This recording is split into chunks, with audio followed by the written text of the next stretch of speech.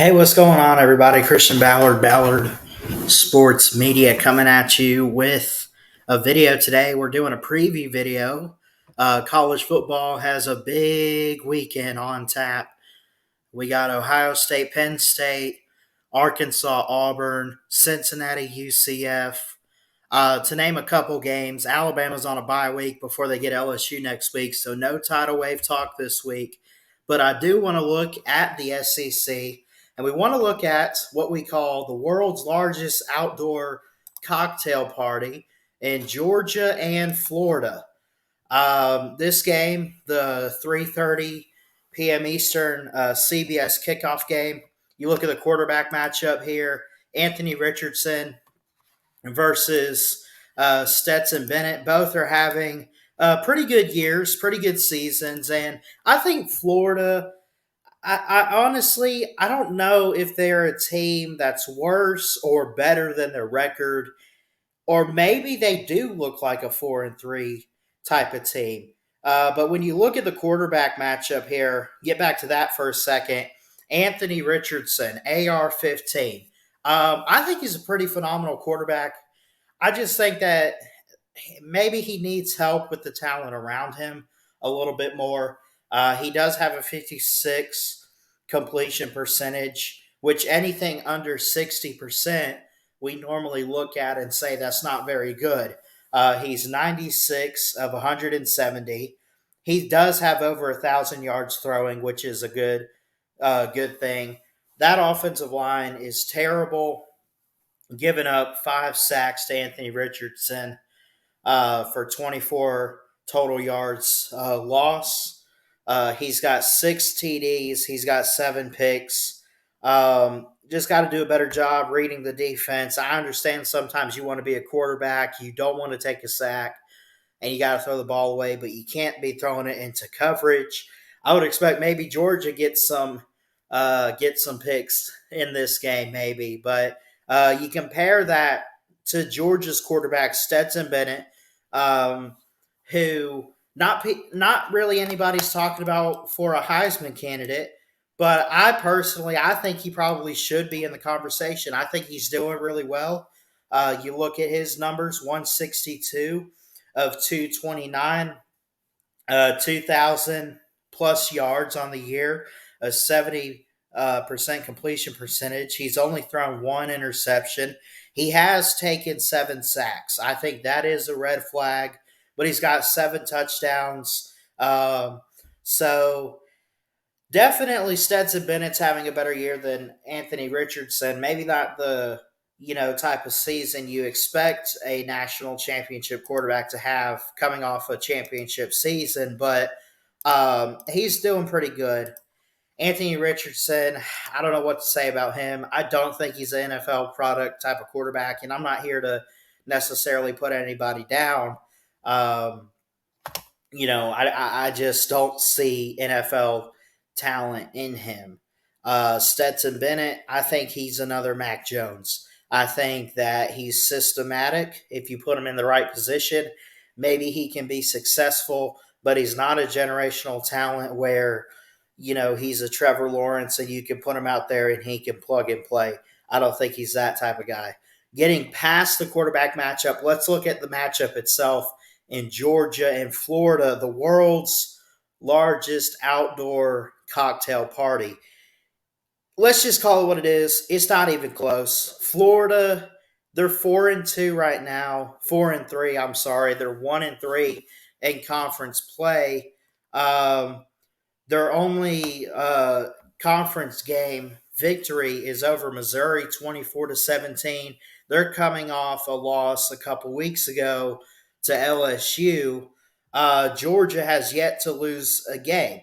I think Georgia's going to be undefeated all throughout the regular season. Therefore, I expect them to win this game, but let's break down the numbers first.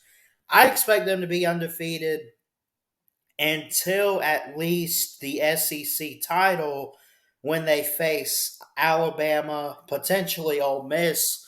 Alabama's got some challenges ahead. But in this game here, Georgia should have no problem. When you look at this series overall, it's a great rivalry.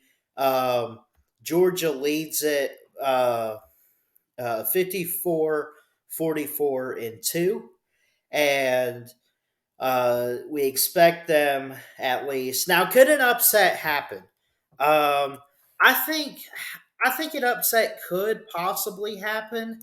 I just don't think it's likely. Georgia's on a one-game win streak in this series currently, dating back to last year.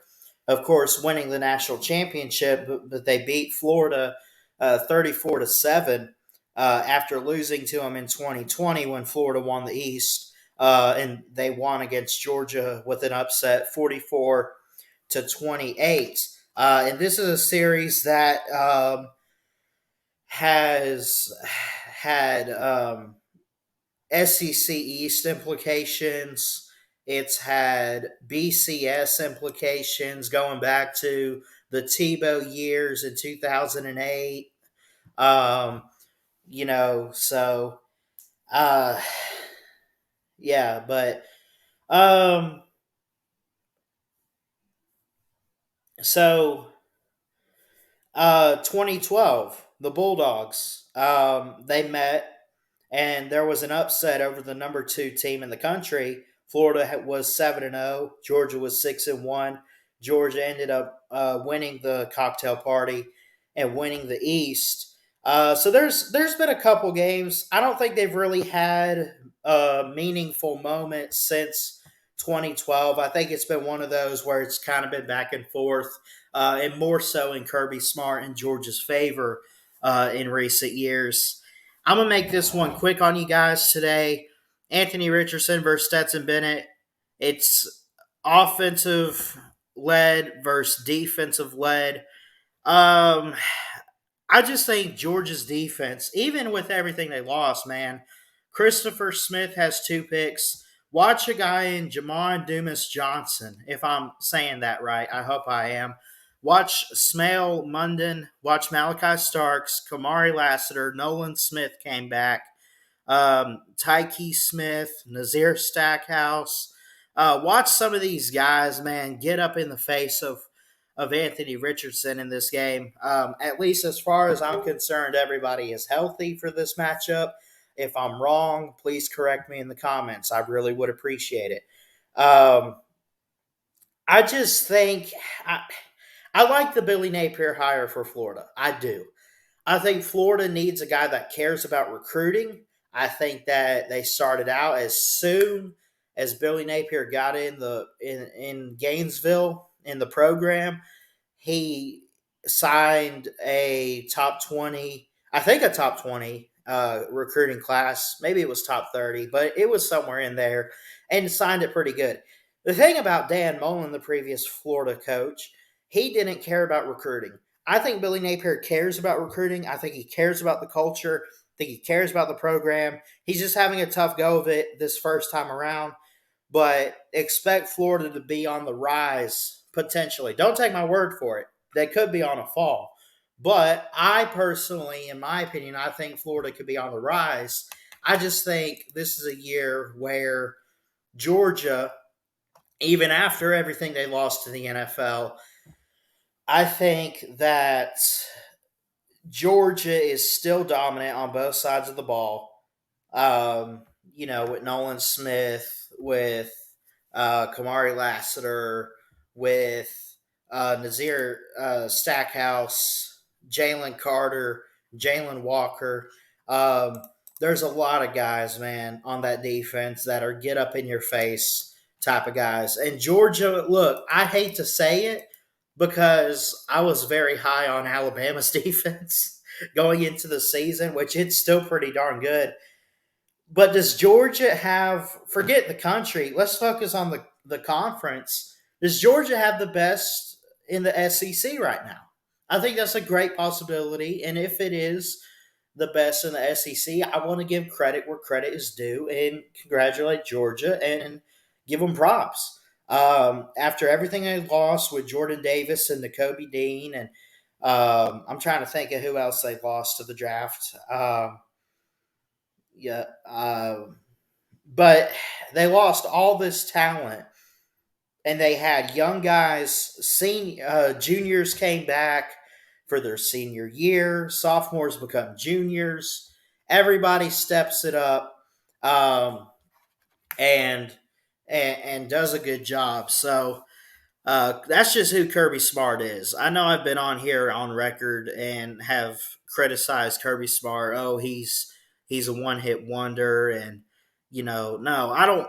Look, I'm not going to go so far to say Georgia's going to be a dynasty in college football, but I also don't think that they are a flash in the pan, one hit wonder type of team. I do think that they can build off of their success, keep recruiting, put it on the field, um, and do something amazing year in and year out to win the division, win the SEC, and who knows, maybe win another national championship. I don't think that's going to be this year, but you know, if it's 3 or 4 years down the road for Georgia, don't be surprised if you see that. That being said, getting back, I know I'm getting off track a little bit, but you get back to this game itself, I'm just going to call it what it is. It's not anywhere close. I do think Florida has a great offense. I do think they get points on the board. I don't think it's a shutout. You look at what they have. Justin Shorter has 405 receiving yards. Montrell Johnson has 425 rushing. Anthony Richardson, I mentioned his completion percentage is low, but he does have over 1,000 yards throwing so far on the year. They got Xavier Henderson. They got Trent Whitmore, uh, Montrell Johnson. They got a lot. Do they have anything good on defense? Well, let's look at the stats. And this is where it would scare me if I'm a Florida fan.